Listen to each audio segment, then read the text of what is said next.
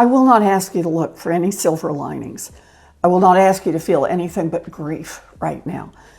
Donald Trump won the election, and the consequences will be real and devastating. But I'm reminding myself and you that on the road ahead, there will still be opportunities to fight back. When it comes to political drama, few encounters have lit up the stage quite like the fiery exchange between Donald Trump and Senator Elizabeth Warren. But this wasn't just another squabble laced with personal jabs. What unfolded was a masterclass in policy-driven confrontation, with Warren calmly dismantling the Trump mythos with precision, intellect, and hard data, leaving Trump visibly rattled. My first question is about the revelation on Sunday that Defense Secretary Pete Hegseth had actually done another signal chat with details of the Yemen bombings, and it included his brother, his wife, and his personal lawyer. What was your reaction when you heard about this second signal chat? What is it going to take for Donald Trump to fire this guy? It is so clear that he is not ready for prime time. Look, we all knew this at the time he was originally nominated, that he was nominated principally because he was very, very, very, very loyal to Donald Trump. Donald Trump has long branded himself as a no-nonsense businessman who tells it like it is. But his critics argue that what he actually offers is bluster over substance. Elizabeth Warren, a former Harvard law professor and economic policy expert, came prepared to challenge that very persona, and she didn't miss a beat. Trump, never one to shy away from taking shots at political opponents, once again revived his usual bag of playground insults against Warren, clearly expecting her to ignore them or respond in kind. But this time, Warren took a different approach. She didn't trade jabs, she brought facts, the kind that can't be dismissed with a nickname or a caps lock tweet. Warren started where it hurt most, the economy. Let me state a basic fact. A person's control over if and when to have a child leads to healthy adults, healthy children, and healthy families. But that is not the world we're about to live in, because the extremists who got us here don't care about health. They care about control more than they care about our fundamental constitutional rights. In the face of this dark reality, I have 3 words: hold on to hope. Do not give up. While Trump has boasted repeatedly about his so-called economic achievements, Warren pointed out that the numbers don't lie, and they certainly don't favor the former president. Instead of vague claims, she presented concrete data about rising costs, wage stagnation, and job losses under Trump's policies. She accused Trump of treating the American economy like one of his failed casinos, all flash, no real value. Under his tax policies, she noted, the top 1% reaped massive rewards while working families saw little benefit. Trump's economic agenda, Warren argued, was never about the average American. It was about reinforcing wealth for the already wealthy. Trump's business career has always been central to his political identity. He markets himself as the ultimate deal maker, the successful entrepreneur turned political maverick. But Warren peeled back that curtain. She referenced his long list of bankruptcies, lawsuits, and a pattern of unpaid contractors. Her message was clear. Trump's empire is more illusion than achievement. This wasn't character assassination. It was fact-checking. Warren calmly laid out how Trump's so-called billionaire persona is built on shaky ground. But I had one kid who was always pretty quiet. He was bigger than the other kids, but always pretty quiet, a kid named Jesse. And Jesse didn't volunteer too much. I tried to draw him in. And finally, Jesse said, I said, you have an idea what we owe each other? And Jesse said, yeah. He said, everybody gets a turn. Instead of inspiring confidence, she said, Trump's financial track record should serve as a cautionary tale. The picture she painted was not of a savvy mogul, but of a man whose ventures consistently left others holding the bag.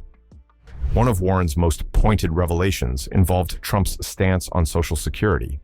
She accused him of supporting drastic measures that would gut the program, especially when working alongside billionaires like Elon Musk.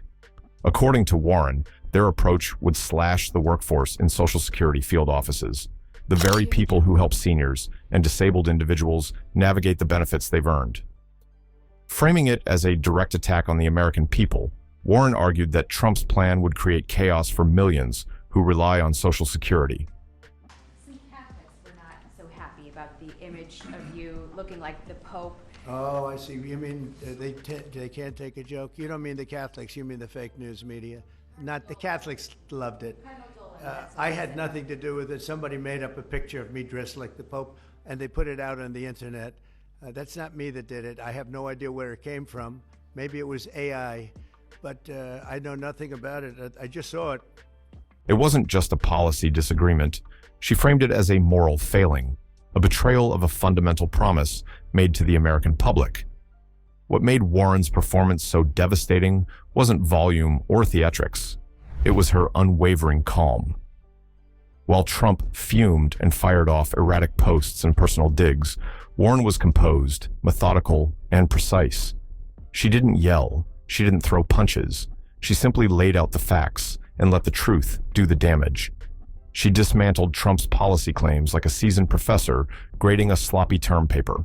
Whether it was tariffs that tanked small businesses, healthcare policies that stripped coverage, or environmental deregulations that put communities at risk, Warren had an answer. She spoke with clarity and control, never once losing her footing. It ultimately doesn't matter.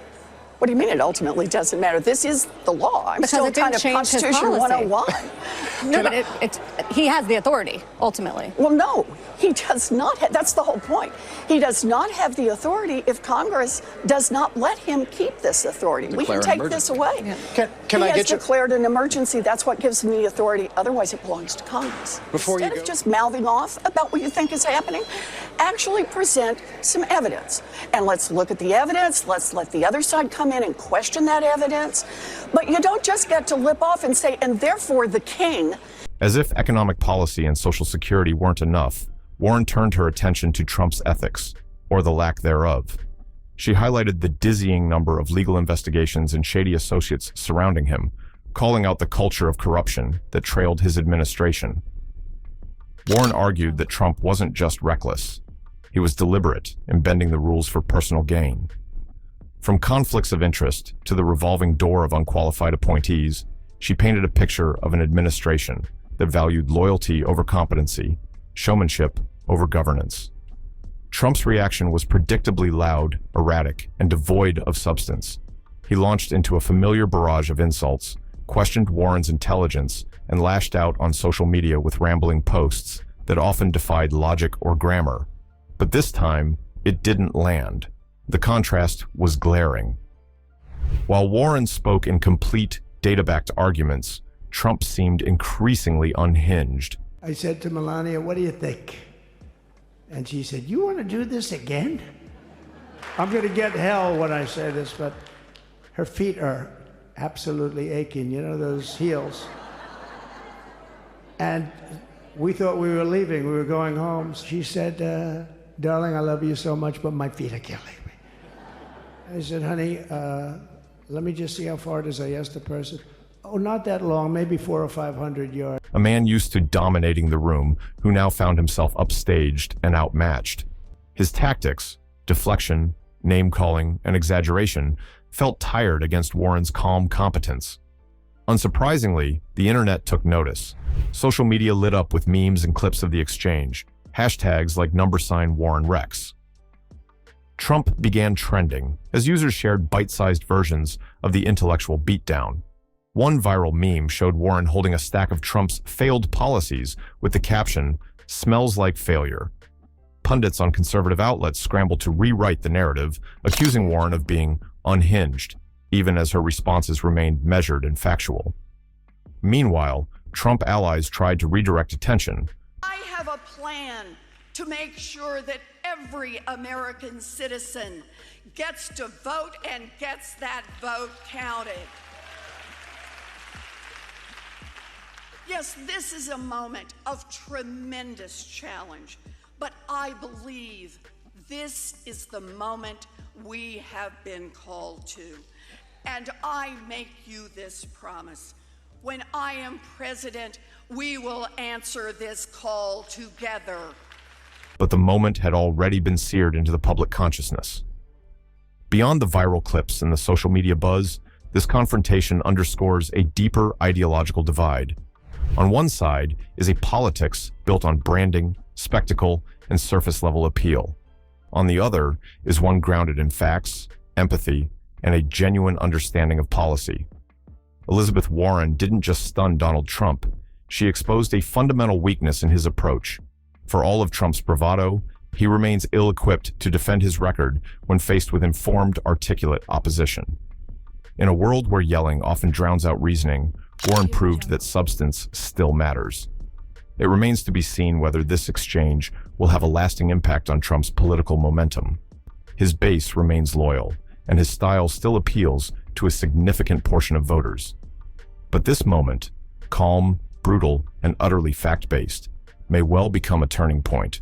Warren didn't just call out Trump, she held up a mirror, and what the American public saw was less the image of a confident leader and more the reflection of someone outmatched when forced to face reality. In politics, it's easy to dominate when everyone's playing your game, but when the rules change, when facts, not feelings, win the day, even the biggest personalities can be brought to their knees. We need each other. We take care of each other. And please, take care of yourself. Take the time you need right now to be angry, hurt, confused.